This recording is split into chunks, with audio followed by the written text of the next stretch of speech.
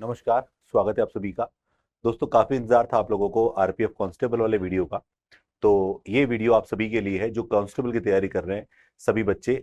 उन सभी से मैं कहना चाहूंगा कि आप इस वीडियो को देखिएगा। ये ज्यादा बड़ा वीडियो नहीं होगा, लेकिन आप इस वीडियो को देखकर आपको एक पता चलेगा कि मैथ्स कितने आसान तरीके से पूछी जाती है एग्जाम में। बस हमें एक फोबिया जो हमारे मन में रहता है कि मैथ्स हमसे नहीं होगी। हाँ, एक बात बोलूंगा मैं, यहाँ पर मैथ्स जो है बेटा वो कैलकुलेटिव हो सकती है आपके लिए, टाइम टेकिंग हो सकती है, लेकिन मैं आपसे कहूंगा कि अगर आपका बेसिक्स क्लियर है, बेसिक फंडामेंटल आपके क्लियर है बच्चों, तो डेफिनेटली आप मैथ्स के क्वेश्चंस को आप इजीली कर सकते हैं, क्योंकि आपको सभी को पता है कि टाइम ड्यूरेशन कम है, नंबर ऑफ क्वेश्चंस बहुत ज्यादा है। तो आप इस वीडियो को कंप्लीटली देखिएगा, आपको एक आइडिया लग सकेगा कि किस तरह के प्रश्न आपके एग्जाम में पूछे गए हैं। फिर भी अगर आपको कोई डाउट हो तो आप हमारे अपने कॉन्टैक्ट नंबर पर आप हमसे संपर्क कर सकते हैं। और मैं जल्द ही आप लोगों के लिए, अगर मैं कहूँ आप लोगों से, तो आप हमारी ऐप को इंस्टॉल जरूर करिएगा दोस्तों। हमारी ऐप जो है उसका नाम है अनंत एजुकेशन। एक्चुअली मैं ऐप के बारे में क्यों बोलना चाह रहा हूँ बच्चों, क्योंकि हम अपनी ऐप पर आप सभी के लिए फ्री टेस्ट सीरीज लेकर आ रहे हैं।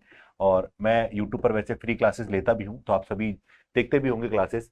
तो अनंत एजुकेशन चैनल पे मैं टॉपिक वाइज फ्री क्लासेस भी ले रहा हूँ, और ये हमारी ऐप है। इस ऐप पर आपको आपको है ना, यहाँ पर फ्री टेस्ट सीरीज मिलेगी बच्चों। जी हाँ, आप सभी के लिए फ्री टेस्ट सीरीज भी हम लॉन्च कर रहे हैं। तो मैं आपसे कहना चाहूंगा बच्चों कि जो भी बच्चे आरपीएफ की चाहे कांस्टेबल हो या एसआई की तैयारी करना चाहते हैं, तो हमसे जुड़े रहिए एज सुन एज पॉसिबल। हो सकता है वीडियो जब तक आपका पहुंचे आपके पास टेस्ट सीरीज अवेलेबल अवेलेबल हो जाए। बिल्कुल, तो आप लोगों को फ्री टेस्ट मिलेंगे। और फिर भी आप कोई जानकारी लेना चाहते हैं तो हमारे कॉन्टैक्ट नंबर है, आप इस पर मुझसे संपर्क कर सकते हैं। इस पर व्हाट्सएप और कॉल दोनों किया जा सकता है बच्चों। तो आप अपनी तैयारी को बेस्ट बनाएं, हम लोग आपके साथ हैं, आप हमारे साथ रहिए।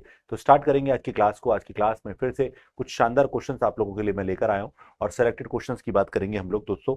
तो स्टार्ट करेंगे पहले क्वेश्चन के साथ। तो देखिएगा, ये क्वेश्चन आपका है आरपीएफ कांस्टेबल 17/1/2019 मॉर्निंग शिफ्ट में आया क्वेश्चन है बच्चों।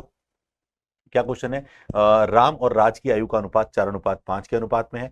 यदि उनकी आयु का योग 126 है तो उनकी आयु के बीच का अंतर क्या होगा? तो ये देखो, जब मैं एक बात बोलूं कि जब हम आयु वाला चैप्टर पढ़ाते हैं तो हम ये बेसिक क्वेश्चन, यानी सबसे पहला क्वेश्चन ही बोलते हैं कि ये बेसिक सबसे क्वेश्चन है। भाई जैसे मैं बात करूं, राम और राज जो है, दो लोग हैं। एक तो है राम और दूसरा है बेटा राज। और जिनके दोनों की एज का रेशियो क्या है बेटा? 4:5। तो बेटा टोटल कितना होगा? 4 और 5 का योग कितना होगा बेटा? सर इसका योग हो जाएगा 9। तो यहाँ पर आपको 9 का मान आपको दिया गया है। जी हाँ, आपको 9 का मान यहाँ पर दिया गया है। और मुझसे क्या पूछ रहा है? अंतर। तो देखो इनका योग कितना है? 9। तो बेटा 9 यूनिट का मान क्या होगा? तो 9 यूनिट का मान 126 वर्ष आपको दिया गया है। ठीक है, अब आपसे अंतर पूछा तो 1 यूनिट का मान आपको निकालना है। तो 1 यूनिट का मान क्या होगा बेटा? 1 यूनिट का मान 126 डिवाइडेड बाय 9। अगर आपने 9 का भाग लगाया तो 14 वर्ष इसका अंतर आ जाएगा। क्योंकि अंतर 1 यूनिट ही है, तो आपको आंसर निकालना था। तो आंसर क्या है बेटा? डी इसका सही आंसर हो गया। तो इतना इजी क्वेश्चन था, यानी ज्यादा कुछ सोचने की जरूरत नहीं है आपको क्वेश्चन के अंदर। बहुत आसानी से आप क्वेश्चन का आंसर निकाल सकते थे। चलिए, क्वेश्चन नेक्स्ट क्या है बेटा? ये कह रहा है कि वित्तीय वर्ष की पहली तिमाही के दौरान एक कंपनी का व्यय 32,400 रुपए, वित्तीय वर्ष की दूसरी तिमाही के दौरान 21,600 रुपए, वित्तीय वर्ष की तीसरी तिमाही के दौरान 79,200 रुपए, और पूरे वित्तीय वर्ष के दौरान समग्र त्रैमासिक औसत व्यय जो था 50,400 रुपए था। तो अंतिम तिमाही के लिए व्यय क्या होगा? तो यहां पर देखो, हम बात करें, देखो 4 तिमाही होती है, आपको पता है एक साल में 4 क्वार्टर होते हैं, हर 3-3 महीने के क्वार्टर होते हैं। वित्तीय वर्ष की बात करें तो हमारा मार्च तक का सेशन खत्म हो जाता है। अप्रैल से जून, फिर जुलाई से, ऐसे 3-3 महीने के शेड्यूल बनते हैं। तो देखो पहली तिमाही में 32,400 रुपए था। ठीक है, अगली तिमाही में 21,600 रुपए था। उससे अगली तिमाही में आप देखोगे देखो सब में जीरो आ रही है। तो अगर मैं नॉर्मली बोलूं तो पहली में कितना है? 324 रुपए। अगली वाली में कितना है? अगली वाली में 216 रुपए है हमारे पास। उससे अगली वाली में कितना है? 792 रुपए है हमारे पास। और चौथी तिमाही में मान लो X रुपए है। ठीक है, सब में जीरो है, आपको ध्यान रखना है। और यहाँ पर 4 की बात करें, 4 तिमाही है, और एवरेज कितना है? 504 आपको दिया गया। बस सीधा सीधा आपको ये करना था। इसको शॉर्टकट से भी कर सकते हैं, लेकिन कोई नहीं, इतना इजी क्वेश्चन है और आप इसको इसी तरह से करिए, समय बचेगा आपको। तो जोड़ोगे इसको तो देखो यहाँ पर एक्स का मान निकलेगा। तो सबसे पहले इन दोनों को गुणा करोगे तो हो जाएगा 5 चौक 20, 20 16 हमारे पास ये आ गया। और माइनस इन तीनों को जोड़कर घटाएंगे। 6 और 4 10 और 2 12 का 2। ठीक है, कैरी 1 10 और 1 11, 11 और 2 13 का 3, कैरी 1। कैरी 1 का मतलब हो गया 7 3 10 और 1 13। तो ये आ गया हमारे पास। तो यहाँ पर x का मान निकालेंगे तो बेटा कितना आएगा? देखो 16 में से 32 गया, यानी 6 में से 2 गया तो 4 हमारे पास बच गया। और 11 में से अगर 3 गया तो 8 बच गया हमारे पास। और 19 में से 13 गया तो 6 बच गया। तो ये आ गया 684, यानी आंसर क्या होगा? 684। देखो यहाँ पर जल्दबाजी में भी मैं 648 कर देता, पर 684 और लास्ट में 2 जीरो है। तो इस तरह से आप इस क्वेश्चन को देखो, 100 का मल्टीपल था तो मैंने 100 का मल्टीपल उड़ा दिया। चलिए अगला क्वेश्चन क्या है बेटा, बोल रहा है 5 संख्याओं का औसत 113 है, एक संख्या निकालने के बाद भी औसत वही रहता है। अगर 5 संख्याओं का औसत 113 है, इस बात को समझना, अगर 5 संख्याओं का औसत 113 है यानी कोई औसत है और बोला एक संख्या निकाली फिर भी औसत वही है, औसत अभी भी वही है, सेम रह रहा है, तो इसका मतलब निकाली गई संख्या भी वही थी जो ऑलरेडी औसत है, तो औसत क्या होगा बेटा 113 होगा। ये बड़ा ही प्यारा क्वेश्चन है। क्या है इसमें कोई मतलब मैं कहूँगा लॉजिक नहीं है, अगर मेथड पे जाओगे तो आप ऐसे कर सकते हो, भाई 5 संख्याओं का औसत 113 है, आपने एक संख्या निकाली बची 4 संख्याएं, उसका एवरेज भी 113 है, तो यहां पर जो नंबर है आपके पास वो आपसे पूछ रहा है, तो बताओ निकाला गया नंबर क्या होगा। देखो 113 कॉमन आ गया और 5 में से 4 गया तो 1 बचेगा। चलिए अगला क्या है, एक प्रतियोगिता जीतने के लिए स्वामी को 4 परीक्षाओं के में औसतन 80 अंक चाहिए। एक प्रतियोगिता जीतने के लिए स्वामी को 4 परीक्षाओं में औसतन 80 अंक चाहिए। वो कह रहा है पहली 3 प्रतियोगिता परीक्षाओं में, अच्छा परीक्षा है प्रतियोगिता नहीं है, प्रतियोगिता शुरू में, ओके, यदि पहली 3 परीक्षाओं में उसके औसत अंक 68, 78 और 88 है और बोला चौथी परीक्षा में कितने अंक प्राप्त करने होंगे। अब मैं इसको, अब देखो आपको शॉर्टकट वो तरीका पता था ना, उससे भी करवाता हूं मैं आपको। चलो बताओ, अगर हम बोले देखो पहली परीक्षा में 68 है, दूसरी वाली में 78 है, तीसरी में 88 है और चौथी में मुझे नहीं पता, लेकिन इन सबका एवरेज वो क्या कहना चाह रहा है, इन सबका एवरेज बेटा 80 कहना चाह रहा है। तो ये 12 कम है, ये 2 कम है और ये 8 ज्यादा है। 80 से अगर हम देखें तो 80 पे देखो, एवरेज 80 होने का मतलब क्या है, सभी का मान 80 हमारा हो सकता है, ये एवरेज का मतलब है बच्चों। तो ये 80 होता तो 80 से कितना कम है बेटा, 12 कम है, ये 80 से 2 कम है, 80 से 8 ज्यादा है। तो चौथे भी अगर मैं बात करूं 80 होना चाहिए था, तो टोटल डेविएशन, ये डेविएशन है, तो डेविएशन निकाला 14, 14 में से 8 गया तो माइनस का 6, यानी इन तीनों का डेविएशन -6, तो इसका डेविएशन लास्ट वाले का क्या होगा, प्लस का 6, और प्लस का 6 कब होगा, जब 80 से 6 ज्यादा होगा। ठीक है बच्चों, तो यहाँ पर क्या होगा बेटा 80 से 6 ज्यादा, यानी इसका मतलब प्लस का 6 यहाँ पर डेविएशन होगा, तो यहाँ पर 86 होना चाहिए, तो 86 होना नहीं चाहिए, 86 ही होगा, और ये इसका बेटा राइट आंसर हो गया है। चलिए ये क्वेश्चन क्लियर हो गया, मेथड से कर सकते हैं जैसे हमने पहले किया। अगला क्वेश्चन क्या है बेटा, क्वेश्चन है समय काम पर, बी सी से 2 गुना कार्य कुशल है और ए बी से 3 गुना कार्य कुशल है। ओके, बी सी से, बी सी से और ए बी से, ओके, तो सबसे पहले देखना बी सी से है तो इसका मतलब सी से 2 गुना, सी एक है तो बी कितना होगा बेटा 2 गुना, और एक जो है तो क्या लिखा हुआ है, ए बी से 3 गुना कार्य कुशल है, तो बी अगर 2 है तो ए कितना होगा 6 होगा। अभी देखो तीनों की कार्य क्षमता हमारे पास आ गई है, आपको जो बोला ना उतना ही करे। अब आगे बोला उन्हें एक साथ 94,842 रुपए का वेतन भुगतान किया गया। अब ये अगर कार्य क्षमता है ना बच्चों, तो एक बात जान लीजिए, जिस हिसाब से काम करोगे भैया उसी हिसाब से पगार मिलेगी।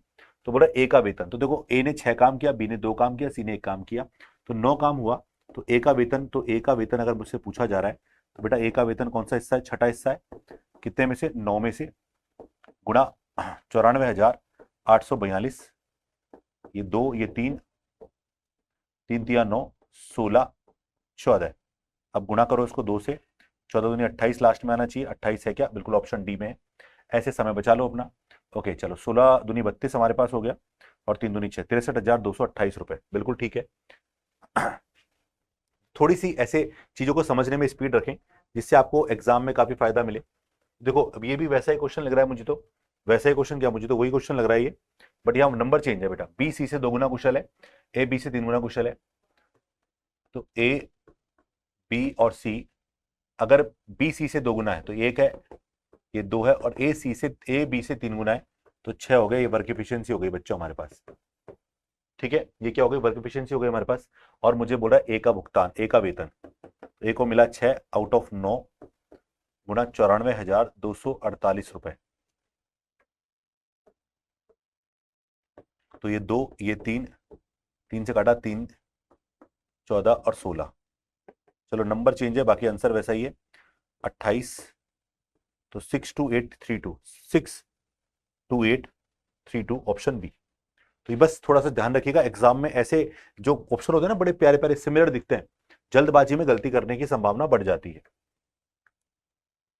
नेक्स्ट क्वेश्चन क्या है, ये बोल रहा है किसी संख्या के 80% के 75% के 66 सही, मतलब 66.66% का 25%, रेलवे ने बिल्कुल एसएससी के पैटर्न पे क्वेश्चन पूछा और ये वाला परसेंटेज बेस पर क्वेश्चन है बच्चों। तो एक्स का मतलब संख्या के अगर आपको बोल रहा है एक्स के 80% के 75% के 66 इतने परसेंट का 25% इतना है, तो बोल रहा है उस संख्या का 40% क्या होगा। तो सबसे पहले अगर मैं पूछूं एक्स का 80% क्या होता है बेटा, सीधा लिखोगे आप 4/5। भाई इसका मतलब 4/5 होता है, फ्रैक्शन में लिखोगे। इसका मतलब 3/4 होता है, बिल्कुल ठीक है। ये 66 से ही 2/3 है, इसका मतलब 2/3 होता है। और ये 25% है, इसका मतलब 1/4 होता है। ये लो, सबको लिख लो। तो x का 4/5, फिर का मतलब गुणा 3/4, फिर गुणा 2/3, फिर गुणा 1/4। ये लो, 4 से ये 4 गया, ये 3 से ये 3 गया, ये 2 से गया 2 बार, ठीक है। और इसका मान कितना है बेटा, 4617 हमारे पास है। तो x का मान क्या हो गया बेटा, 5 दूनी 10, तो 46,170 हमारा हो गया। पर पूछ रहा 40%, तो x का 2/5, ठीक है। और अगर आप देखोगे तो ये अभी देखो 4617 था ना, गुणा 10 था। अब 2/5 निकाल को 2/5 कर दो, 4 से गुणा करो, 17×4 = 68, लास्ट में 68 है, सभी में है। 4 से गुणा के 6×4 = 24 का 4, कैरी 2, 16 और 2 18, 18,468, 18,468, यानी ऑप्शन ए इसका बिल्कुल सही जवाब है। तो अपनी अपनी कैलकुलेशन है, आपको अगर ये चीजें पता है तो आप इस तरह से कर सकते हैं। कई लोग इसको 80/100 लिखकर करेंगे, आंसर वही आएगा, बस समय का खेल है सारा का सारा। चलिए अगला क्वेश्चन क्या है, धातु के एक टुकड़े की कीमत 115 से बढ़कर 138 रुपए हो जाती है, वृद्धि का प्रतिशत ज्ञात कीजिए। धातु के टुकड़े की कीमत 115 से बढ़कर 138, तो बेटा बढ़ कितना गया सर, 23 हो गया, 23 बढ़ गया, है ना। चाहो तो उसको काट सकते हो यहाँ पर। तो 23 की वृद्धि हुई है किस पर, 115 पर। तो 23/115 गुणा 100, 23 से कट गया 115 5 बार, तो आएगा 20%, इसका सही आंसर होगा। देख लो कांस्टेबल में कैसी मैथ्स आती है। काफी परेशान रहते हैं ना आप लोग, परेशान होने की जरूरत नहीं है, प्रीवियस ईयर पेपर जरूर देखिए। एलपीजी सिलेंडर की कीमत 456 से बढ़कर 570 रुपए हो जाएगी, खपत का कितना परसेंट कम किया जाना चाहिए। कीमत बेटा 456 से 570 हो गई है, अब बोल रहा है कि खपत में कितना परसेंट कम किया जाना चाहिए ताकि एलपीजी सिलेंडर पर खर्च की जाने वाली राशि समान रहे। जब भी ऐसा समान वाला केस हो ना, समान वाला केस, परसेंटेज तो आप कर लेते हो कि 20% की वृद्धि हुई तो पहले 100 फिर 120 हो गया, और आपको जब चेंज करने की बोले तो 120 से 100 पर आओगे तो 20 की कमी करोगे 120 पर, वो करते हो। इसी को उल्टा कर लो भाई, ये कीमत में 456 से 570 हो गई, तो अगर मुझे एक्सपेंडिचर की बात करें ना बेटा, खर्च की बात करें, तो खर्च में क्या होगा बेटा, 570 से उल्टा कर लो आप, 570 से 456 कर लो, बस काम खत्म। भाई पहले मान लो कीमत ये थी, अब कीमत ये हो गई, ऐसे मान लो कि पहले खर्च हमारा ये था, अब खर्च हमारा ये हो गया।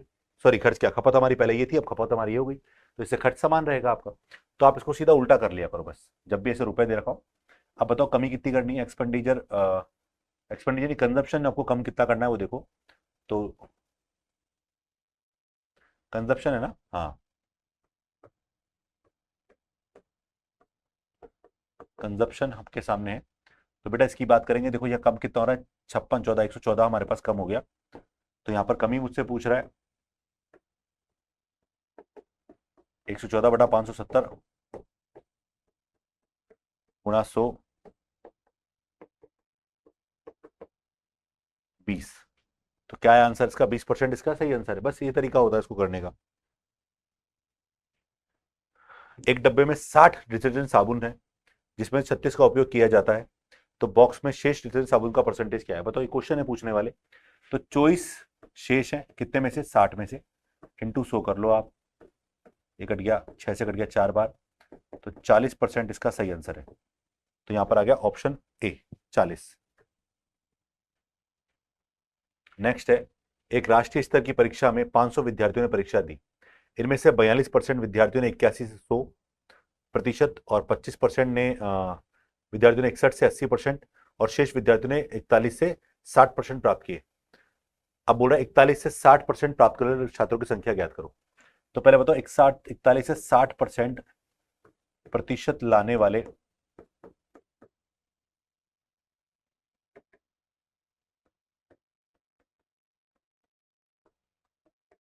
वाले स्टूडेंट कितने हैं।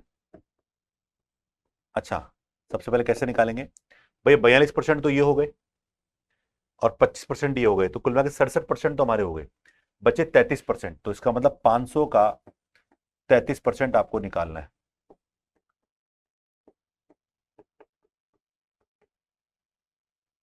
तो ऑप्शन ए, तो ये इस क्वेश्चन का राइट आंसर हो गया है। चलिए अगला क्वेश्चन क्या है, अगला है, यदि सुनील ने 25 चॉकलेट डब्बे में से 16 चॉकलेट 16 गैलेक्सी चॉकलेट खा ली तो कितने परसेंट शेष है? तो यहाँ पर 9 शेष है। 25 में 16 खा ली तो 9 बची है। 25 में से तो ये लो परसेंटेज निकाला, 25 से कट गया 4 बार, तो कितना आया बेटा? 36% इसका राइट आंसर होगा। अभी ऐसा मर्जी से क्वेश्चन नहीं लेके आया छोटे छोटे की मतलब इजी क्वेश्चन, ऐसे ही आते हैं क्वेश्चन। दूध के दाम 25 रुपए से बढ़ाकर 28 रुपए कर दिए गए, परसेंटेज वृद्धि पूछ रहा है, तो मूल्य में 3 की वृद्धि हो गई 25 पर, 3/25 गुणा 100। आप अपना कॉन्फिडेंस बढ़ाइए, आप परेशान मत होइए, आराम से आप सिलेक्शन ले सकते हैं बच्चों। अगला क्या है? किसी संख्या के 25% का इतना परसेंट, इतना परसेंट, इतना परसेंट, इतना है। अभी आपको बताया था सेम वैसा ही क्वेश्चन है। तो बेटा देखो, अगर मैं बोलता हूं एक्स का कितना, 25 का मतलब 1/4, फिर 2/3, 3/4 75% का मतलब, और 80 का मतलब 4/5। ये किसके बराबर है? 5213 के। अब मुझे यहाँ पर देखो 40% चाहिए, तो 2/5 छोड़ दो। एक काम कर लो, ऐसे भी कर लो, 2/5 छोड़ दो कि 4 से 4 कट गया, 3 से 3 कट गया। और यहाँ पर एक्स का मान क्या होगा बेटा? अब देखो एक्स का मान नहीं, हमें 2/5 चाहिए, तो एक्स का 2/5 निकालते हैं। इस 4 को बच्चे को ऊपर भेज दो, तो 5213 गुणा 4, ऐसे भी कर सकते हो आप। तो 13 चौक 52, 4 दूनी 8, 20,852। अब आप चाहो तो पूरा सॉल्व करो। धातु के टुकड़े की कीमत 145 से बढ़कर 174 हो गई है, तो 145 से 174 पे जाओगे तो बेटा 29 बढ़ना चाहिए, आई थिंक 29 की वृद्धि 145 पर,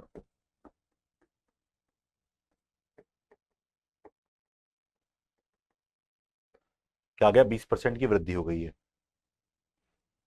एलपीजी सिलेंडर की कीमत के दाम 480 से बढ़कर 600 रुपए हो गए, खपत में कमी करनी है। अभी आपको सिखाया था वैसे क्वेश्चन, 480 से 600 हो गया, तो बेटा उल्टा करो, खपत में कमी का मतलब 600 से 480 पर आ जाओ।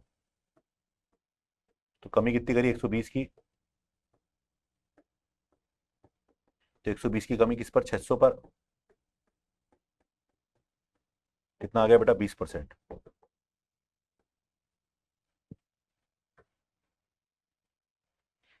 धातु के टुकड़े की कीमत 130 से बढ़ाकर 156 हो गई है, कितने परसेंट की वृद्धि हुई? तो यहां पर आप 126 की वृद्धि हो रही है, 26/130 गुणा 100, 20%। मतलब मुझे देख के ऐसा लग रहा है कि यार ये पेपर अगर एग्जाम में ऐसे ऐसे क्वेश्चन आ जाए तो आधे घंटे में कितने क्वेश्चन किए जा सकते हैं। ये लो अभी पढ़ा था। अब 80% के 75% का इतना परसेंट इसके बराबर है 40%, सेम वही। तो एक्स का 80% यानी 4/5, उसका 75% 3/4, उसका 66 से 2/3, और उसका 25% 1/4, ये हो गया 4915। 40% चाहिए यानी 2/5 चाहिए, तो 2/5 रख दो, 2 ये रहा, 5 ये रहा, 4 से 4 कट गया, 3 से 3 कट गया, ये 4 ऊपर चला जाएगा बस। एक्स का 2/5, तो 4915 गुना 4, तो 1560, 936 का 6 कैरी 3, 19,660।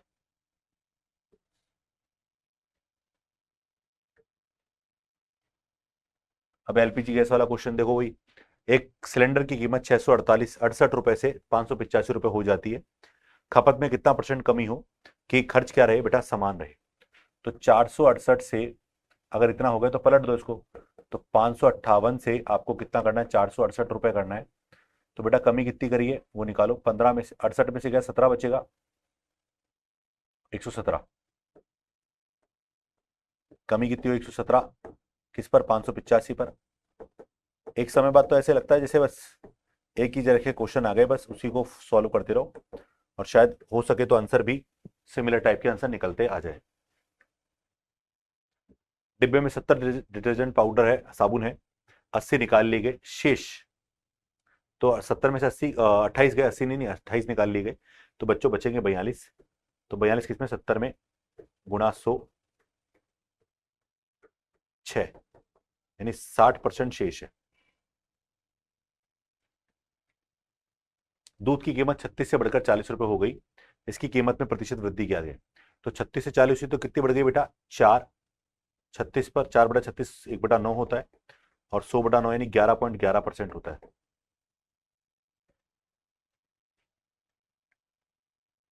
एक दुकानदार किसी वस्तु को 785 रुपए की दर से खरीदता है और 942 रुपये में बेच देता है, तो बच्चों मुझसे पूछ रहा है उसका लाभ परसेंट क्या होगा। ये आप सभी जानते हैं भैया, प्रॉफिट निकालो तो 942 में से आप क्या करेंगे, 785 घटा दीजिए, तो 12 में से 5 गया तो 7, और अगर हम बात करें 13 में से 6, 13 में से 8 गया तो 5, और 157, तो प्रॉफिट परसेंट निकालना है, 157 रुपये का प्रॉफिट हुआ किस पर, कॉस्ट पर, 785 पर गुना 100, ये देखो 5 बार कट गया। ये सब आरपीएफ 2019 में कांस्टेबल में जो पेपर आए वो है बच्चों। आगे क्या कह रहा है, 75% के, अच्छा संख्या के 80% के 75, सेम क्वेश्चन है, मेरा मन नहीं करा बोलने का। तो एक्स का 40% यानी 80% यानी 4/5, 75% 3/4, 66 2/3 और 1/4। इसका मान 512 है, आपको दे रखा है, तो आपको 40% ही चाहिए। हाँ भाई, 2/5 रख दो, ये तो मैं केवल सॉल्व कर रहा हूँ। एक्स का 2/5, 4 ऊपर भेजा, 20/48।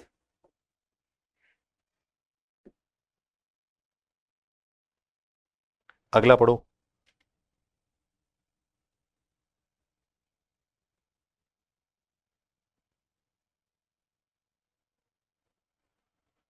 राष्ट्रीय स्तर की परीक्षा में 650 विद्यार्थियों ने भाग लिया, इसमें 47% छात्रों ने 81 से 80 100%, ठीक है, अंक प्राप्त किए। 23% छात्रों ने 61 से 80% अंक प्राप्त किए, और शेष छात्रों ने 41 से 60% अंक प्राप्त किए।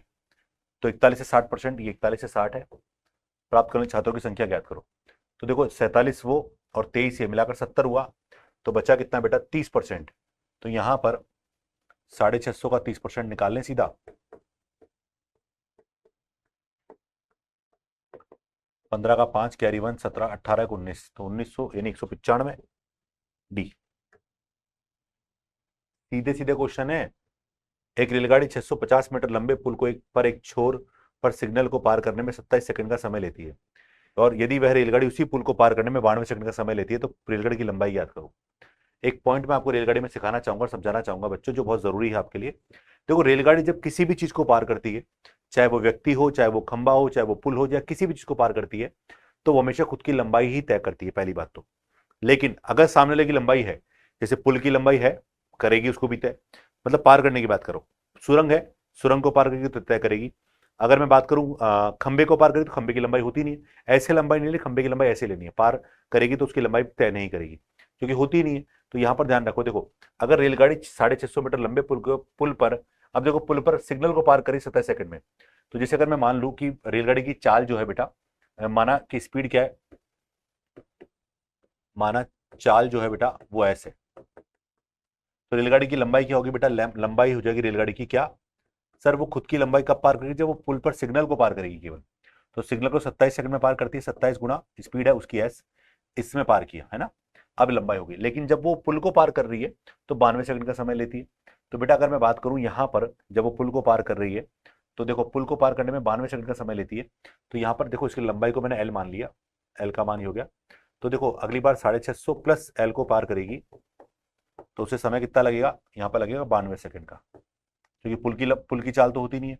अब मुझे यहाँ पर देखो एल का मान उठा के यहाँ रख दो, तो 650 प्लस 27s बराबर 92s, ये घटा दो उधर जाके, तो 92 में से 27 गया तो कितना बचेगा बेटा, ये बचेगा 65, तो 65s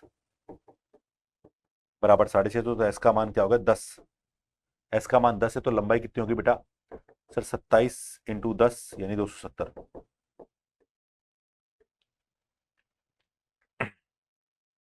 तो क्या आया 270, इसका राइट आंसर हो गया। तो ऐसे आप कर सकते हैं, पर इसको डायरेक्ट समझिए, जब रेलगाड़ी पुल पर खड़े केवल सिग्नल को पार करती है 27 सेकंड में पार करती है, यानी इसका मतलब खुद की लंबाई को 27 सेकंड में तय कर रही है, और 92 सेकंड में जब वो पार कर रही है तो वो पुल को भी पार कर रही है और खुद को भी पार कर रही है, पुल को भी पार कर रही है, खुद को भी पार कर रही है। तो खुद को पार करने में 27 सेकंड, तो पुल को पार करने में अगर इसमें इसको घटाऊंगा तो बचेगा 65। तो यहां पर अगर शॉर्टकट से स्पीड निकाली जाए, तो पुल यानी 650 मीटर लंबे पुल को पार करने में 65 सेकंड का समय लेती है, तो उसकी चाल होगी 10 मीटर पर सेकंड। और अगर मैं बोलूं यहाँ पर जो उसकी लेंथ होगी बच्चों, तो लेंथ क्या होगी बेटा, 65, 65 नहीं, 27 सेकंड में पार कर रही है, 27 गुना 10 उसकी चाल है, तो 270 मीटर। ये लीजिए शॉर्टकट में खत्म। अगला है, एक ट्रेन 33 मीटर पर सेकंड की चाल गति से चलती है। यदि वह सिग्नल 11 सेकंड में पार करती है तो ट्रेन की लेंथ क्या है? अभी तो बताया, लेंथ बराबर चाल गुणा खुद के पार करने में समय, 363 मीटर।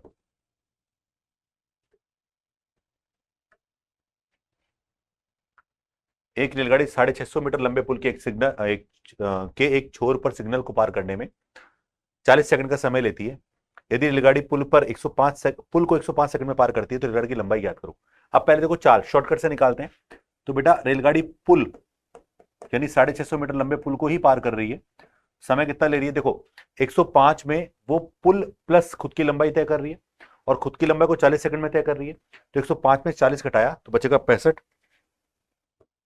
तो 650 बटा 65 यानी 10 मीटर उसकी क्या हो गई? पर उसकी सेकंड उसकी चाल हो गई। तो यहाँ पर लेंथ निकालनी है मुझे, तो उसकी खुद को पार करने में 40 सेकंड का समय ले रही है। तो 40 गुणा 10 यानी 400 मीटर उसकी लंबाई आ गई। तो ये आ गया 400 मीटर उसकी लंबाई बच्चों आ गई है।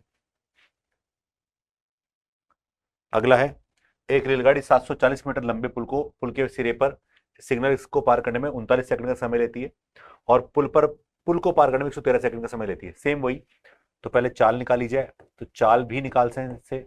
तो 740 मीटर लंबे पुल को पार करने में, अब इसमें इसको घटाओ, 13 में से 4 गया तो 13 में से 9 गया तो 4 और 10 में से गया तो 74 आएगा। तो चाल आ गई 10 मीटर पर सेकंड। तो यहाँ पर लेंथ क्या आ गई बेटा? सर लेंथ आ गई 39 सेकंड में 10 की चाल से चले तो 390 मीटर की लंबाई आ गई रेलगाड़ी की। अगला है, एक रेलगाड़ी 650 मीटर लंबे पुल पर सिग्नल को पार करने में इतना समय लेती है और उसके बाद पुल को पार करने में इतना समय लेती है, तो रेलगाड़ी की लंबाई ज्ञात करो। यानी फिक्स क्वेश्चन आपके लगातार पूछे गए हैं एग्जामों में। बेटा चाल, अभी तो मैं आपको सिर्फ एक तरीका बता रहा हूँ, बाकी डिटेल में वीडियोस काफी और भी आएंगे अभी बाद में। तो 650 मीटर लंबे पुल को पार करने में समय कितना लगा? देखो डिफरेंस कितना है, 65 सेकंड का। तो यहाँ पर क्या होगा बेटा? 10 मीटर पर सेकंड। तो समय कितना होगा बेटा? समय नहीं, खुद को पार करने में लंबाई, लेंथ क्या होगी बेटा? तो खुद को पार करने में 33 सेकंड का समय लिया, तो 10 सेकंड में 33 की चाल से, सॉरी 10 की चाल से 33 सेकंड में 330 मीटर की लंबाई तय कर ली गई है। तो ऑप्शन ए इसका बिल्कुल सही जवाब हो गया। अगला है, 27 मीटर पर सेकंड की रफ्तार से चलने वाली रेलगाड़ी संकेत बोर्ड को पार करने में केवल 8 सेकंड का समय लेती है। तो लंबाई क्या होगी बेटा? 27 की चाल से 8 सेकंड में, तो 856 का 6 कैरी 5, 16 और 5 21, 216 मीटर। मतलब कुछ क्वेश्चन तो मैं छोड़ दूंगी ना, तो आप मुझे पता है अब आप कर लोगे, क्योंकि ये पैटर्न हमने क्लियर कर लिए। रेलगाड़ी 260 मीटर लंबे पुल को एक सिग्नल को पार करने में 23 सेकंड और पुल को पार करने में 49 सेकंड। तो पहले चाल 260 डिवाइडेड बाय 49 में 23 गया तो 26 बचेगा, बिल्कुल ठीक है। तो देखो हर क्वेश्चन में फिक्स है, यानी रेलवे वाले क्वेश्चन भी ऐसे बना रहे हैं कि बच्चों को कभी अगर एक पेपर मिल जाए तो आगे के सारे क्वेश्चन कॉपी हो जाएंगे। 10 की चाल से 23 सेकंड में 230 मीटर की लंबाई तय करिए।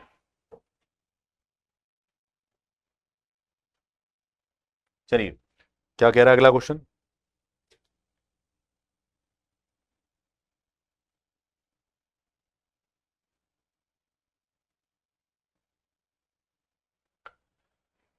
दो वस्तुओं को प्रत्येक 800 एक दुकानदार दो वस्तुओं को प्रत्येक 891 रुपए की दर से बेचता है। एक पर उसे 10% का लाभ और दूसरे पर 10% की हानि हुई। क्या दोनों का सेलिंग प्राइस, प्रत्येक का सेलिंग प्राइस सेम है और दोनों पर लाभ हानि परसेंट भी क्या है बच्चों? सेम है। तो अगर ऐसा क्वेश्चन होता है तो उस केस में हमेशा क्या होती है? लॉस होता है जब सेलिंग प्राइस सेम हो। तो लॉस क्या होगा बेटा? एक्स स्क्वायर बटा 100% लॉस होगा हमेशा। एक्स का मान क्या है बेटा? 10, 10 का स्क्वायर बटा 100, तो 100 बटा 100 यानी 1% का क्या हो गया बेटा? लॉस हो गया। तो ये लीजिए ऑप्शन बी इसका राइट आंसर हो गया।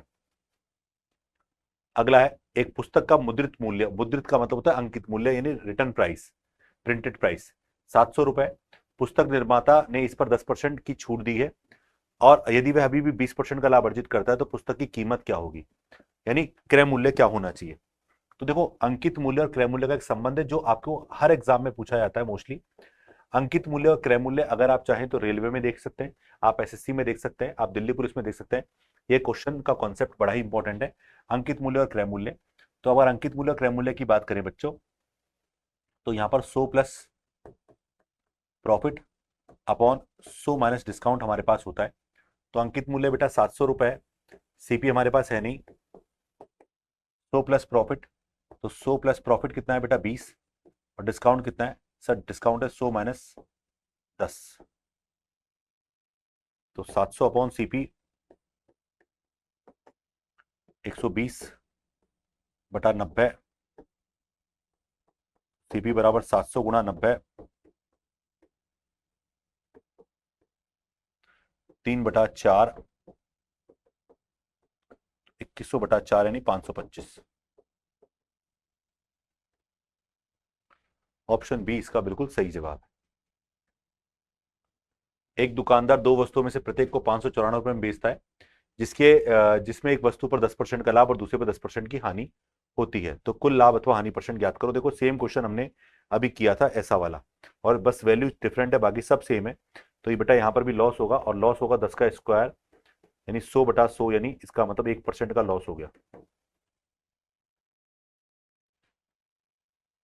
एक दुकानदार ने एक वस्तु 108 रुपए में खरीदी और 135 में बेच दी, प्रॉफिट निकालो। तो 108 में खरीदी, 135 में बेचा, तो 27 का प्रॉफिट हो गया किस पर, 108 पर। 27/108 गुणा 100, ये कट गया हमारे पास 4 बार, तो आ गया 25% का प्रॉफिट आ गया। एक दुकानदार ने एक वस्तु 76 रुपए में खरीदी और 57 में बेच दी, हानि परसेंट।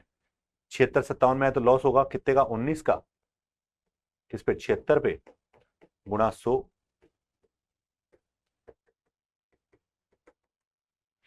नेक्स्ट जो वीडियोस आएंगे उसमें मैं डेट वाइज लेकर आऊंगा। एक पुस्तक का अंकित मूल्य 1000 रुपए है और पुस्तक विक्रेता इस पर 10% की छूट देता है, फिर भी 20% का लाभ अर्जित करता है। तो बेटा अंकित मूल्य अपॉन क्रय मूल्य अगर मैं बात करूं, यहां पर अंकित मूल्य अपॉन क्रय मूल्य यानी 100 plus profit percent upon 100 minus discount percent, हमारे पास ये होता है। तो देखो अंकित मूल्य 1000 रुपए है, सीपी अगर हम देखें हमें पता नहीं है। 100 प्लस प्रॉफिट की अगर मैं बात करूं तो 100 प्लस प्रॉफिट यानी 100 प्लस 20, आगे,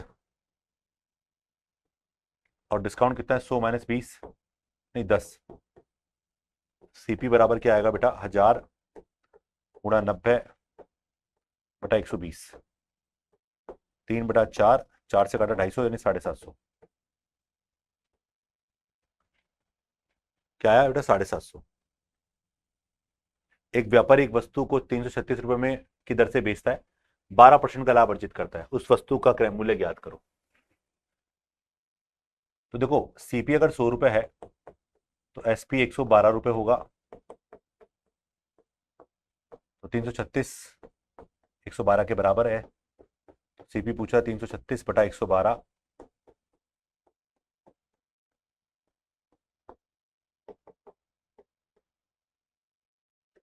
₹300। देख लो स्पीड, देख लो आप अपने आप। 12% प्रतिवर्ष की दर से 5 वर्षों के लिए साधारण ब्याज में निवेश करने पर बाद अर्जित ब्याज 3720 रुपए है, तो निवेश की गई राशि ज्ञात करो। देखो सिंपल इंटरेस्ट में क्या कॉन्सेप्ट होता है, ये प्रतिवर्ष 12% है, इसका मतलब 12% एक साल का ब्याज है, और 5 साल में कितना होगा, तो 12% अगर एक साल में मिलता है तो 5 साल में 20, 12×5 = 60। यानी अगर मैं सिंपल इंटरेस्ट की बात करूं बच्चों, अगर प्रिंसिपल 100% है तो 12% की दर से 5 साल में ब्याज कितना मिलेगा,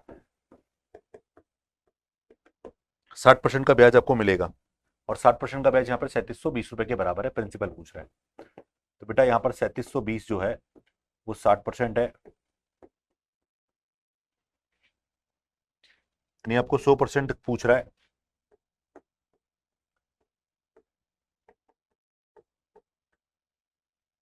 तो आ गया 6200 रुपए। तो देख सकते हैं सभी तरह के पैटर्न यहाँ शामिल किए जा रहे हैं आपके सामने। 4 साल के लिए 12% प्रतिवर्ष की दर से साधारण ब्याज पर 7400 रुपए का निवेश करने के बाद प्राप्त राशि की गणना करें। 7400 रुपए निवेश किया, प्रिंसिपल है ये। अच्छा बताओ सिंपल इंटरेस्ट कितना होगा सर, 12% से 4 साल में ब्याज कितना मिलेगा, 12×4 48% ब्याज मिलेगा। मिश्रधन कितना हो जाएगा, 148 हो जाएगा। तो मुझसे मिश्रधन पूछ रहा है बेटा, तो 7400 का 148% निकालो, मल्टीप्लाई करना है अब आपको, मेन बात तो ये है।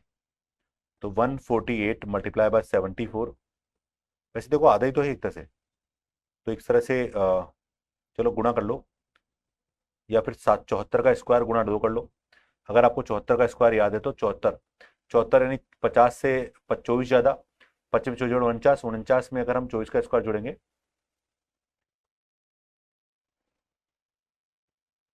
मैंने क्या बोला, 74 का स्क्वायर है ना, तो अगर हम देखें 50 में 25 में 24 जोड़ा तो 49, और 24 का स्क्वायर होता है 576, तो ये हो जाएगा हमारे पास कितना, 5476 है ना, उसको 2 से गुणा करेंगे, 5476 को 2 से गुणा करोगे तो हो जाएगा 2, 14 15 का 5 कैरी 1, 9, 10,952 रुपए।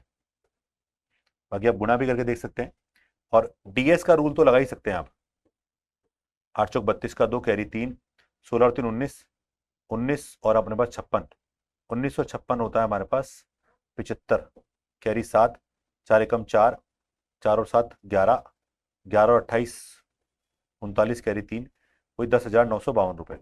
तो ऐसे भी आप मल्टीप्लाई करके डीएस का यूज भी कर सकते हैं, अगर डीएस के बारे में आपको नॉलेज है तो। आगे क्या कह रहा है, आगे कह रहा है कि 5 वर्ष में 12% वार्षिक दर से निवेश की गई 4500 रुपये राशि पर देखो राशि पर 4500 का ब्याज मिलता है, निवेश की गई राशि क्या है, तो बताओ। अगर 5 वर्ष में 12% से अगर हम ब्याज निकालें तो 60% हो जाएगा, तो बेटा सिंपल इंटरेस्ट हो गया 60%। 12% से 5 साल का ब्याज निकाला तो बेटा 60% हो गया।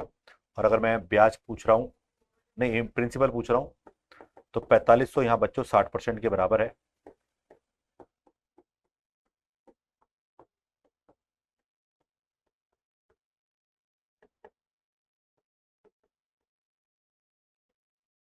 ₹7500 इसका राइट आंसर हो गया।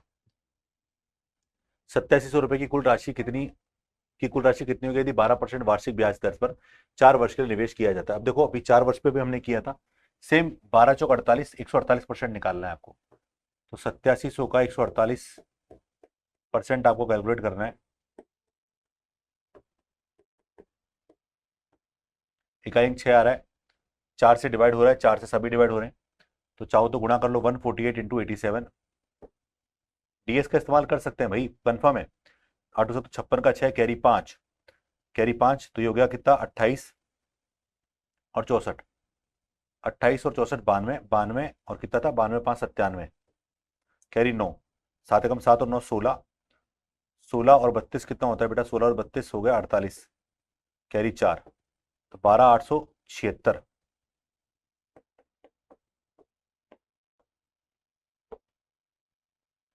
12,876 इसका राइट आंसर हो जाएगा।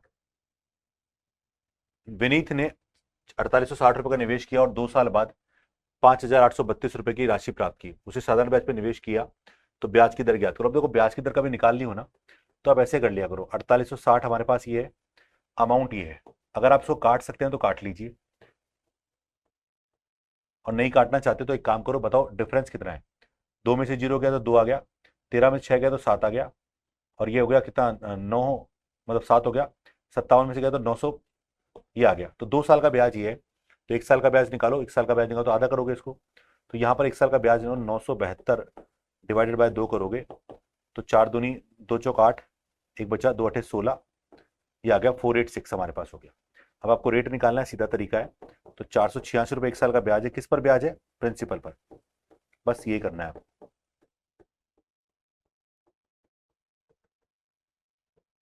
तो सी इसका राइट आंसर हो जाएगा।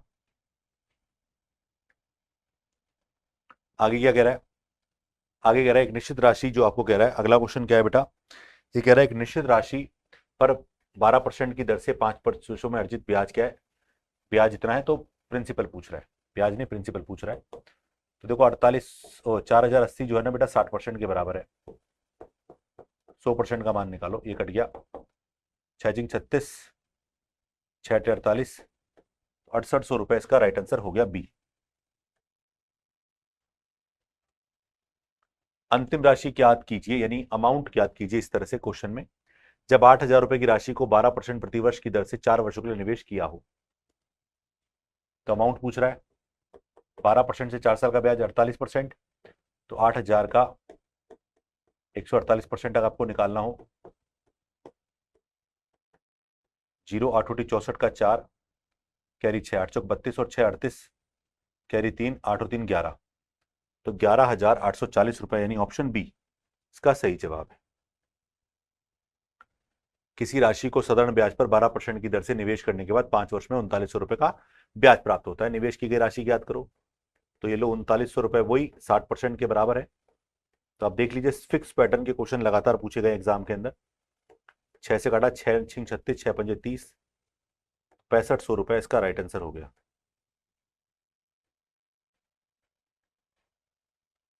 ₹7700 का साधारण ब्याज पर निवेश किया गया है, तो 4 वर्ष बाद 12% की दर से होने वाली प्राप्त होने वाली राशि ज्ञात करो। तो 7700 पर 48% यानी 148% आपको मिश्रधन पूछ रहा है, बस ये मिश्रधन पूछ रहा है, ध्यान रखिएगा। ऑप्शन भी देख सकते हो 77 से ऊपर है, वैसे कभी कभी ब्याज भी ज्यादा होता है, लेकिन ब्याज 100% से नीचे था, इसलिए अब गुणा करो 856 का 6। अब देखो ऐसा मल्टीपल जो 7 का भी है 11 का भी है, तो 11 का मल्टीपल देखो 1 और 3 4 और 6 10, 10 ये 11 का मल्टीपल है। ये हो सकता है 1 और 2 3 4 और 6 10, ये नहीं होगा। 10 ये भी नहीं होगा, ये भी नहीं हो रहा, तो है 11,396। भाई 77 11 का मल्टीपल है, ये भी 11 का मल्टीपल है, ये हो गया आंसर इसका। विजय ने 4350 रुपए का निवेश किया और 2 साल बाद 5520 रुपए की नहीं 5220 रुपए की राशि प्राप्त की। यदि विजय ने साधारण ब्याज पर निवेश किया तो ब्याज की दर की गणना करो। 2 साल में देखो वही अभी सिखाया था मैंने आपको, 4350 रुपए आपने निवेश किया, आपको 5220 रुपए मिला, माइनस किया तो 20, जीरो ये 12 में से 5 गया तो 7, 51 में से गया तो 870, इतना एक्स्ट्रा है। अभी 2 साल का है तो 2 का डिवाइड कर दो, 435, 1 साल का हो गया। रेट निकाल लो, तो 435 रुपए जो है 4350 पर ब्याज है।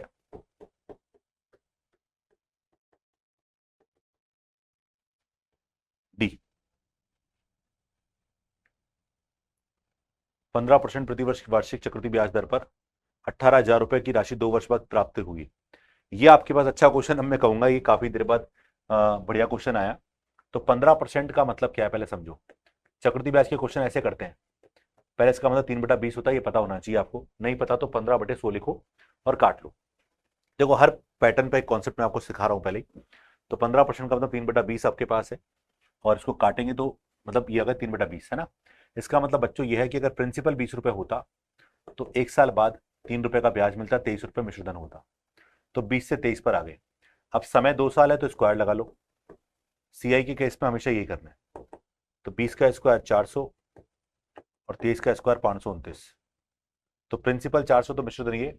अब मिश्रधन यानी मिश्रधन का बात पूछ रहा है कितनी राशि प्राप्त होगी, तो बेटा अमाउंट अगर आपको पूछ रहा है तो आपका प्रिंसिपल कितना है 400, किसके बराबर 18,000 के बराबर। भाई 18,000 आपका प्रिंसिपल है, क्वेश्चन में 400 है, सॉरी क्वेश्चन में 18,000 है, आपका 400 है, और आपको 529 का मान चाहिए, यानी ऐसा नंबर जो कि 23 का मल्टीपल होगा वो चेक कर लो। 4 से कटा 45 बार, 45 का मतलब 9 का मल्टीपल होना चाहिए। 9 का मल्टीपल देखो 10, ये 9 का मल्टीपल नहीं है, 10 8 18 9 का मल्टीपल है ये, 10 ये 2 का मल्टीपल नहीं है, 10 और 20 9 का मल्टीपल नहीं, सिर्फ इकलौता ऑप्शन ऑप्शन बी। भाई 45 9 का मल्टीपल होता है ना, इसलिए तो 23,805, ये जो 9 का मल्टीपल और रूल है ना, बहुत प्यारा रूल है बच्चों। एक निश्चित राशि पर 2 साल बाद 10% प्रतिवर्ष की दर से चक्रवृद्धि ब्याज और साधारण ब्याज के बीच का अंतर 462 रुपए है, तो निवेश की गई राशि ज्ञात करो। अब आपको कभी डिफरेंस निकालना हो या डिफरेंस दे रखा हो प्रिंसिपल निकालना, तो सीधा समझो भाई प्रिंसिपल पर पहले साल का ब्याज कितने परसेंट से, 10% से।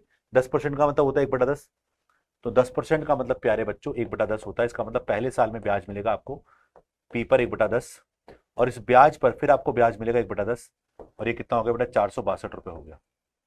तो प्रिंसिपल का मान हो गया 462 गुणा 10 × 10 यानी 100, तो 46200, 46,200 रुपए का मूलधन हो गया प्रिंसिपल डी। वह राशि ज्ञात कीजिए जब 32,000 रुपए की राशि को 15% वार्षिक दर से 2 वर्ष की अवधि के लिए ब्याज रूप से संयोजित किया जाता है। तो आपको बोल रहा है मिश्रधन का मान आपको निकालना है। 15% का मतलब पता है आप लोगों को, जी हाँ, 15% का मतलब आप सभी जानते हैं, अभी बताया था 3/20 होता है हमारा। और सेम वही प्रिंसिपल अमाउंट 20/23, क्योंकि 3 बढ़ गया ना, 2 साल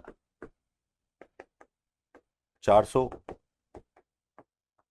529, तो बेटा 32,000 जो है ना, यहाँ पर 400 के बराबर है, 529 यानी अमाउंट का मान निकालना है। कट गया 80 बार, 0 8 का मल्टीपल होना चाहिए, पर सारे 8 के मल्टीपल, 8 8 नाम 72, कैरी 7, 8 दूनी 16 और 7 23 का 3, कैरी 2 40 और 2 42, तो 42,320 रुपए डी इसका राइट आंसर है, 42,320।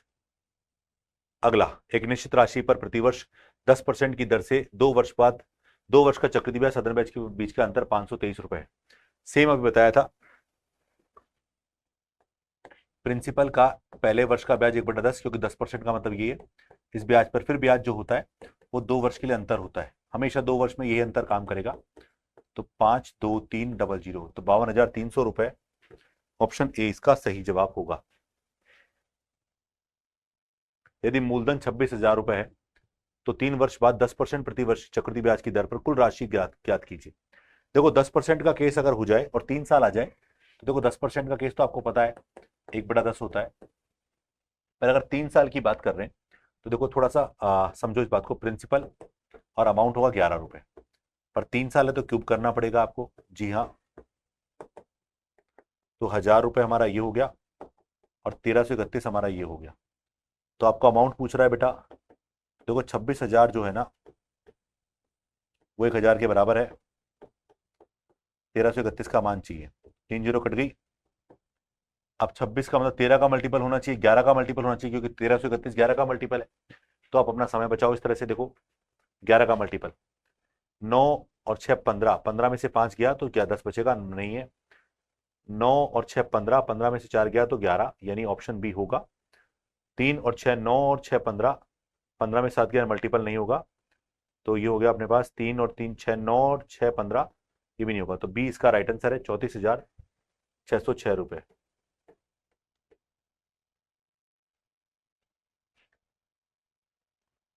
एक राशि को 6:5 के अनुपात में 2 भागों में बांटा गया है, यदि पहला भाग 48 है तो कुल राशि ज्ञात करो। ये तो बहुत ही इजी क्वेश्चन है। टोटल भाग कितना है 11, 6 का मान पहला भाग 48 आपको दिया है, तो बेटा 8 गुना साफ दिख रहा है, तो इसका 8 गुना निकालो, 11 हमारे पास होगा, तो 20 का बिल्कुल सही जवाब। एक बॉक्स में पेन पेंसिल और रबड़ को 3:2:1 के अनुपात में रखा जाता है। यदि पेन पेंसिल रबड़ की कीमत 3 2 और 2 रुपए है और पूरे बॉक्स की कीमत 285 है, तो पूरे बॉक्स में कितने पेन है। चलिए, नंबर ऑफ पेन, ये मैं कहूंगा सिक्के वाला क्वेश्चन आता ना, वो ये सेम टू सेम। भैया पेन पेंसिल और रबर 3:2:1 है संख्या में, और कीमत है इसकी 3 रुपए, इसकी 2 रुपए और इसकी 2 रुपए, ये ऐसे ऑर्डर में लिखा हुआ है। तो बताओ, अगर मैं इनके अनुपात को इनकी संख्या मान लू, भाई ये 3 ही पेन है, 2 ही रबड़ है, 2 ही पेंसिल 1 रबड़ है, तो ये 9 रुपए तो इसके हो गए, 4 रुपए इसके हो गए, 2 रुपए इसके हो गए, तो कितने हो गए बेटा, टोटल 15 रुपए हो गए। 15 रुपए किसके बराबर, 285 के बराबर, तो यहाँ पर 15 है ना बेटा, 285 के बराबर आपको मानना पड़ेगा। भाई आपने राशि 15 मानी, क्वेश्चन में 285 बोला, पेन कितने हैं 3, 3 का मान निकाल लो।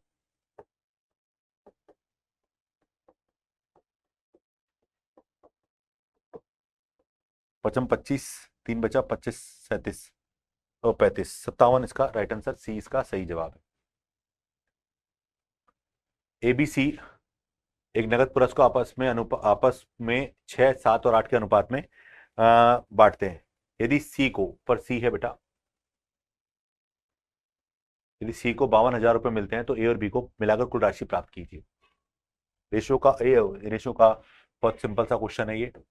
ए बी और सी 6:7:8 के अनुपात में राशि को बांटते हैं।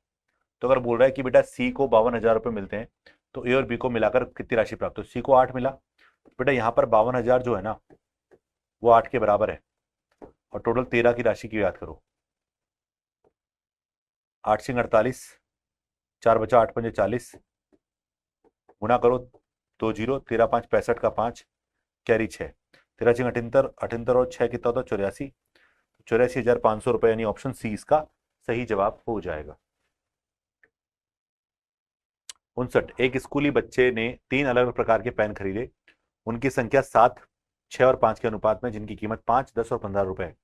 अगर बच्चे ने सभी पेन खरीदने के लिए 340 रुपए खर्च किए तो 10 रुपए वाले पेन की संख्या ज्ञात करो। सीधा अभी जो सिक्के वाला क्वेश्चन बताया था ना मैंने बोल के, वैसा ही क्वेश्चन है, बस यहाँ पर 3 प्रकार के पेन है, वहां पर पेन, पेंसिल, रबड़ था, P1 P2 P3। तो अनुपात है 7, 6 और 5। इस पर खर्च कितना किया, 5 रुपए, 10 रुपए और 15 रुपए वाले हैं। अच्छा बताओ, अगर 5 रुपए वाले 7 पेन है तो कितने रुपए हो गए, 35 रुपए हो गए। अगर 10 रुपए वाले 6 पेन है तो कितने रुपए हो गए, 60 रुपए हो गए। और 15 रुपए वाले 5 पेन है तो 75 रुपए हो गए। तो ये हो गया 110 और 170, यानी कुल मिलाकर 170 रुपए हो गए, जिसका मान 340 आपको क्वेश्चन में दिया गया है। 10 रुपए के पेन की संख्या 6, 6 का मान निकालो, तो 340 बटा 170 गुणा 6, यानी कितना हो गया बेटा 12। डी इसका बिल्कुल राइट आंसर हो गया। एक बॉक्स में पेन, पेंसिल और रबड़ 3:2:1 के अनुपात में है। यदि पेन, पेंसिल और रबड़ की कीमत 3:2:2 है, यदि लागत 180 रुपए, पहले लागत कुछ और थी, बस अंतर यही है।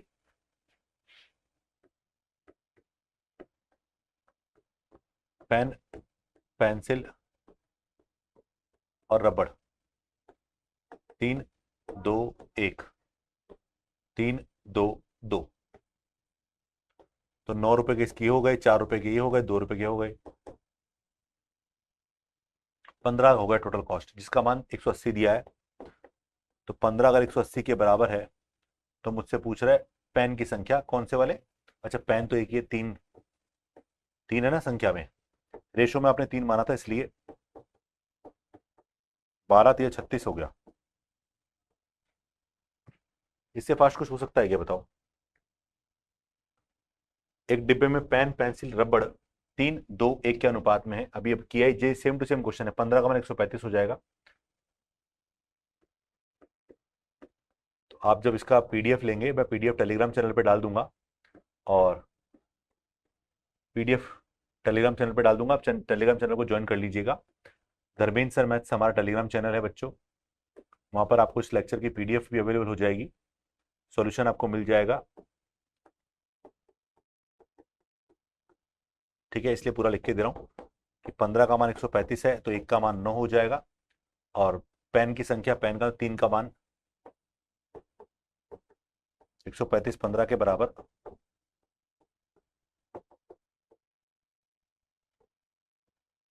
बी। एक स्कूल के बच्चे 3 अलग अलग प्रकार के पेन खरीदते हैं और उनका अनुपात 5, 6, 4 है, जिनका मूल्य 5, 10, 15 रुपए है। यदि सब बच्चे ने सभी पेन खरीदे तो 10 रुपए के पेनों की संख्या ज्ञात करो। तो P1 P2 P3 5, 6 और 4, 5 रुपए, 10 रुपए और 15 रुपए, तो कुल मिला के 25 रुपए इसके हो गए, 60 रुपए ये हो गए, 60 रुपए ये हो गए, तो कितना हो गया 175, नहीं 120, 145 रुपए हमारे हिसाब से हो गए। और 145 किसके बराबर है, क्वेश्चन में 290 के बराबर है, आपको दिया गया है। तो पूछ रहा है उनके 10 रुपए के पेनों की संख्या, 10 रुपए के पेन की संख्या कितनी, 6, 290 किसका डबल 145 का, गुणा 6, यानी कितना है 12। ए इसका सही जवाब है, 12 इसका राइट आंसर होगा। ए बी सी आपस में 3, 5, 7 के अनुपात में नगद पुरस्कार बांटते हैं। यदि सी को, सी है ना, हाँ, यदि सी को 49,000 रुपए मिलते हैं तो ए और बी को कुल मिलाकर कितने रुपए प्राप्त होते हैं, बताओ। तो अगर मैं ए और बी का निकालूं तो 49,000 सी का है, सी को मिलता है बेटा 7 और ए और बी को मिलता है 8।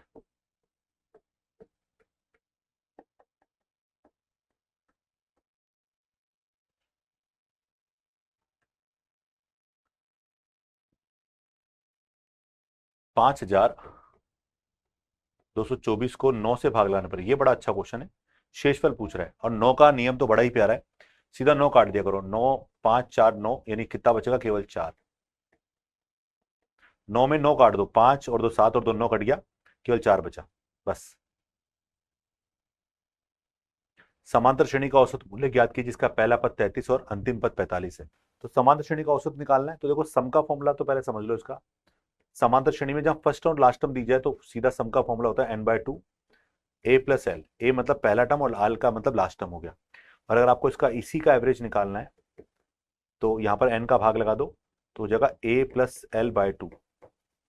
ए क्या है यहाँ पर, पहला टर्म है 33, लास्ट टर्म है 45/2, तो 78/2,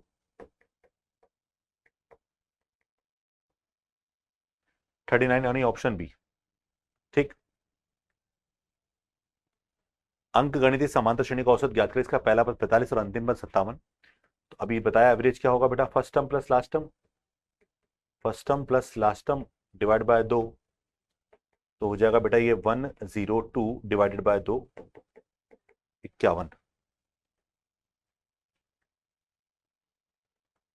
ये ग्राफ है, ग्राफ को समझते हैं अब।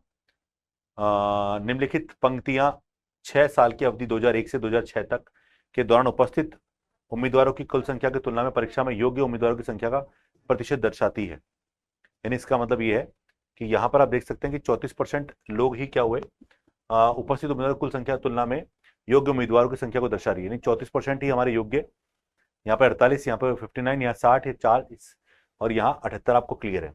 तो बोला नीचे दिए गए वर्षों में किस जोड़ी के में योग्य उम्मीदवार के प्रतिशत में कम अंतर था। आपको क्या कह रहा है, इस बात को पढ़िएगा। नीचे दिए गए वर्षों की किस जोड़ी में योग्य उम्मीदवार के प्रतिशत में कम अंतर था। तो अगर मैं अंतर की बात करूं, देखो यहाँ पर अंतर मेरे को दोनों में सबसे कम एक दिख रहा है। जैसे 2003-2004 में अंतर एक ही है। 2004-5 का अंतर बहुत ज्यादा 20 है। 2-3 का अंतर देखोगे तो यहाँ पर 11 है। हाँ 11 है, और 1 और 2 में अंतर यहाँ पर यह है। तो आंसर क्या होगा बेटा, 3-4, सबसे पहले ए आ गया। डायरेक्शन देखिए 66 से 67। अच्छा, 2 क्वेश्चन अगले वाले। कुल व्यय 100% 85,000 बोल रहा है। ये बार दे रखी है, इस बार के साथ पे करते हैं हम क्वेश्चन।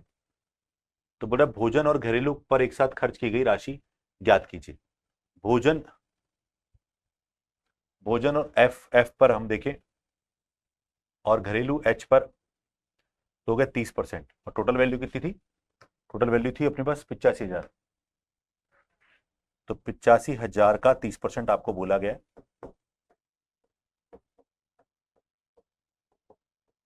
0 5 के 15 का 5 कैरी 1, 25,500 रुपए, ऑप्शन डी। और ये लास्ट क्वेश्चन इस सीरीज का, शिक्षा शुल्क में कितना और पैसा जोड़ा जाना चाहिए ताकि यह किराया और घरेलू खर्च की राशि के बराबर हो जाए। आप इसको पहले डायरेक्टली समझो। शिक्षा शुल्क की बात करें तो एजुकेशन होना चाहिए ई 19% है। तो 19% में कितना जोड़ा जाए, किसका जो मूल्य है वो किसके बराबर हो जाए, किराया रेंट यानी 14% प्लस एच 17% के बराबर हो जाए। तो अगर मैं नॉर्मली बात करूं तो देखो ये हो गया अपने पास 31, 19 किया तो 12% हमारे पास एक्स का मान आएगा। तो 85,000 का सीधा सीधा 12% निकालो। भाई आप अलग अलग मान निकाल के टाइम वेस्ट करोगे, परसेंटेज में कन्वर्ट करो। 19 और 12 मिला के 31 होगा, 14 और 17 31 हो गया। तो इसका मतलब ये हो गया 85,000 का 12% अगर आप निकालेंगे, बेटा 2 जीरो कट गई, 0, 12 × 60 का 6, 0 कैरी 6, 12 8 96 और 6 102, तो 12,200 यानी इतने रुपए जोड़ने पड़ेंगे। तो ये हमारा एडिशन है। तो इस तरह से हमने ये जो कॉन्सेप्ट था बच्चों, ये कवर कर लिए सारे क्वेश्चन। इस लेक्चर की पीडीएफ आपको हमारे Telegram channel Dharmendra sir maths पर आपको मिल जाएगी, जिसका लिंक आपको डिस्क्रिप्शन में दिया हुआ है।